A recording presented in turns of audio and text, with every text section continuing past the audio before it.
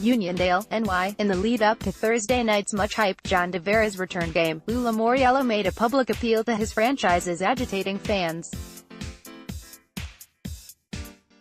Never mind the vitriol on social media, where Tavares was being castigated as a traitor and a snake for signing in Toronto as a free agent this past summer. Lamoriello, the Islanders' president and a former Leafs general manager, suggested the crowd greet Tavares with the respect he should be getting, which was, in Lamoriello's generous calculation, plenty. Islanders fans started getting on John Tavares, the team's former captain, in Thursday's warm-ups and rarely let up in New York's 6-1 win over the Leafs. Bruce Bennett, Getty Images. Quaint idea. But given the anything-but reverent craziness of Thursday's scene at Nassau Coliseum, let's just say Lou's rules, famous for keeping players clean-shaven and team employees cowering in fear, don't carry much weight among Long Island's devil-may-care hockey nuts. Tavares' first game on Long Island as a member of the opposition, after he spent 9 seasons as the franchise's best player, was a Rockies' over-the-top affair. Respectful to Lamoriello's would-be guest of honor, it was not. There were multiple ritual burnings of Tavares' old No. 91 Islanders sweaters at Long Island's famed parking lot tailgate party before the game. One inventive hater taped another Tavares sweater to the pavement in the parking lot so arriving vehicles couldn't help but run over it. When traffic cleared, beer-swilling fans relieved themselves on the tire-tracked uniform. During the game, fans drowned Tavares in booze every time he touched the ice. And the Islanders, apparently fueled by the hate, buried the Maple Leafs in a tight-checking, net-crashing blur. The final score was Islanders 6, Maple Leafs 1. But if the winners got a massive assist from their fans, the man of the moment didn't get much backup from his teammates. The Leafs scored first for a change, a Zach Hyman goal from in tight, only to promptly disappear from the action for long stretches, especially after an Islanders challenge of an offside got a Hyman goal that would have made a 2-2 disallowed.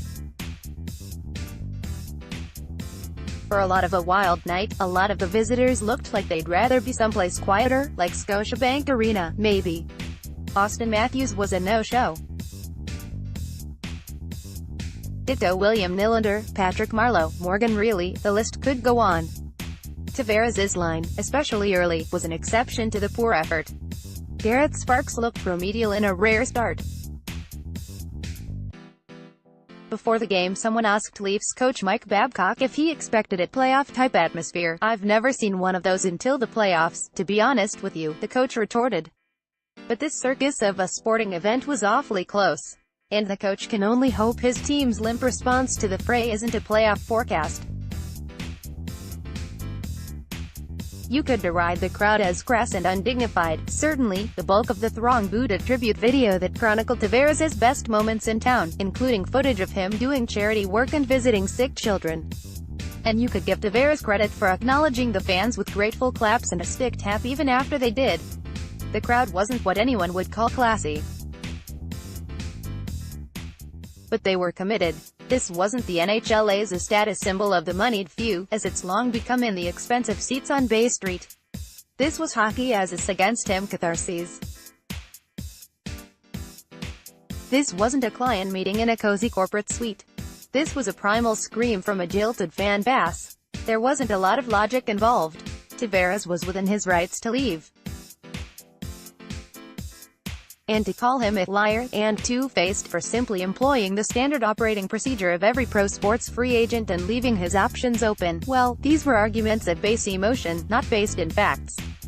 But they were, to the credit of the Long Island populace, delivered with force. At more than one point, as the majority of folks in attendance chanted at Tavares in bellowing earnest, "We don't need you," was one of the go-to mantras. The sound of their anger drowned out the bleat of the referee's whistle. The one thing I've learned on the island here is the fans are passionate, and they're loyal, long-time loyal. Barry Trotz, the Islanders' first-year head coach, was saying before the game.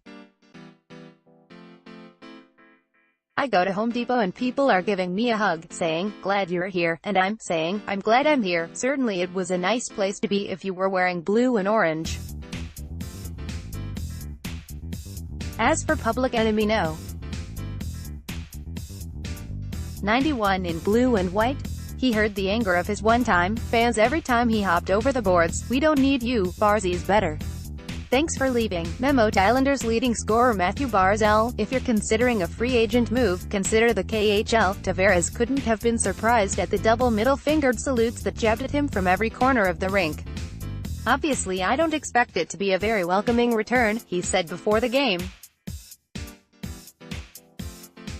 But he reiterated his affection for his time with the Islanders, for whom he rose to 5th place on the franchise's all-time scoring list, the 4 men ahead of him all members of the Hockey Hall of Fame. "It meant the world to me to represent the Islanders," he said. "I always said during my time here, and still say it, it's a great place to play hockey. I took a lot of pride in playing here, being an Islander and being the captain and trying to do everything I could to help this team get where we wanted to get to. Unfortunately we didn't accomplish that. 9 years I'll never forget, such a big part of my life and a big part of who I am today." Before the game, Babcock had been philosophical about making a return to a former home in the transient world of pro sports. "In some ways, for the people that you leave, if you get fired or if they trade you, when you go back they're fine with you. But when you leave on your own, sometimes there can be hard feelings," Babcock said. "You know, that doesn't make a whole lot of sense to me, but that's just the reality of the situation. You know, people come up to me all the time and say, 'I'm a Red Wings fan.' I am too. John's an Islanders fan. Will be for life, maybe for life. But if he was Thursday night, we'll know he won't have a voice left Friday morning." Dave Fezchik is a Toronto-based sports columnist. Follow him on Twitter, @Divashock Report, and air journalistic standards about the star sports action and reaction delivered to your inbox. New NEWSLETTERSPORTSSIGN up.